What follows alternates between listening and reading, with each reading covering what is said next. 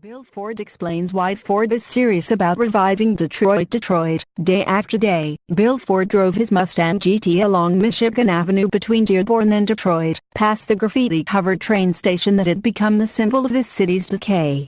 And he started to wonder about his legacy, his family's legacy, and the future of Ford Motor. I kept staring at the train station thinking, what if? Wouldn't that be amazing? He said.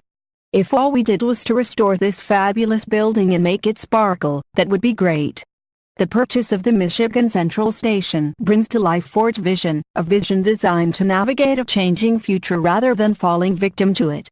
Ford Motor Company Executive Chairman Bill Ford Jr. poses. Ford Motor Company Executive Chairman Bill Ford Jr. poses for a photo in Michigan Central Station in Detroit's Courttown neighborhood in Detroit on Wednesday, June. Show more. Ryan Garza, Detroit Free Press. Bill Ford, great-grandson of company founder Henry Ford, sat in the depot's cavernous, long-neglected lobby for an interview last week, 2 days after the company's audacious purchase was announced.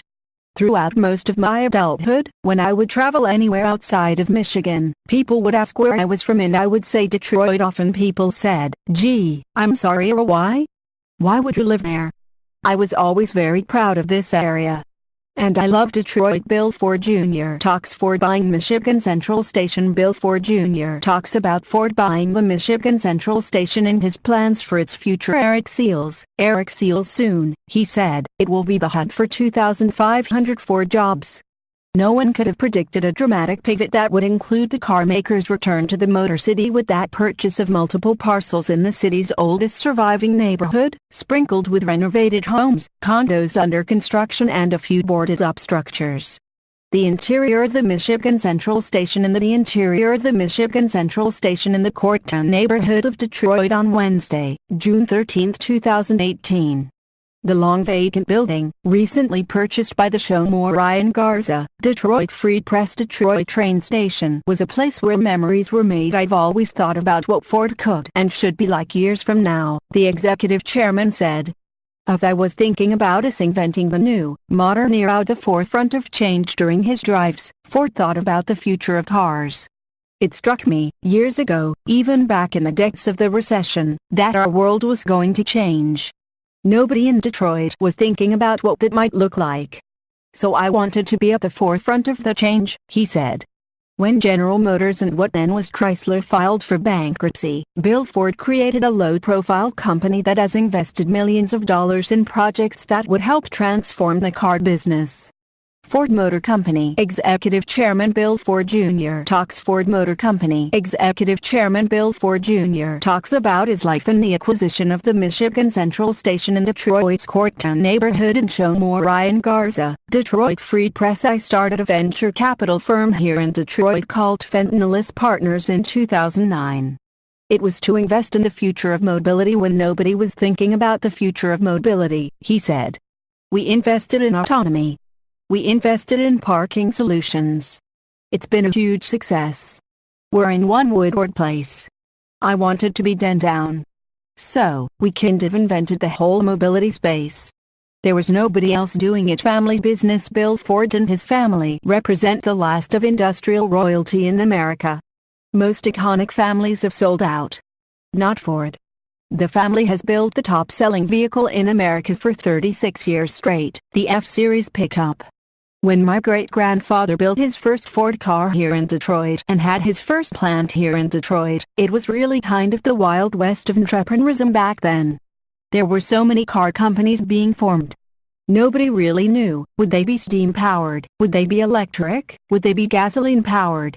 Lots of companies failed, including his first company, Ford said. Inside the train station in Detroit, Ford envisions a former train station that has coffee shops, restaurants and shopping on the first floor and office space for up to 5,000 people on the floors above. Much of the space will be leased out by Ford. The renovated depot will be a public attraction, but also a potential revenue generator. I would love to see startups, young entrepreneurs in here, Ford said. Ever since the rumors started leaking out, I've been contacted by a number of people. We don't really know what to say yet. We haven't finalized any plans. We're just getting going, in some ways. Those will be conversations we'll be having over the next couple years more. Taco Bell introduces its latest watermelon freeze with candy seeds more. BMW reveals all new 8 Series Coupe, 523 horsepower and 155 mph more. Ford's hottest version of Mustang even more blazing with 2019 upgrades. The timing is uncertain. We're saying 4 years from now, Ford said. Once you get into restoration of a project of this nature, you don't really know what you're going to find.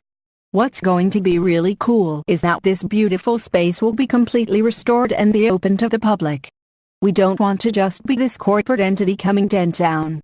The car company could use the lift. Its stock price Friday was flat to where it was in October 2016, a little under $12 a share, while most competitors have seen strong growth amid record sales. One of the company's biggest headlines of the past year is not about future mobility, but its decision to stop making all traditional cars but the Mustang to focus on F-Series pickups and SUVs. Bill Ford explains why Ford is serious about reviving Detroit.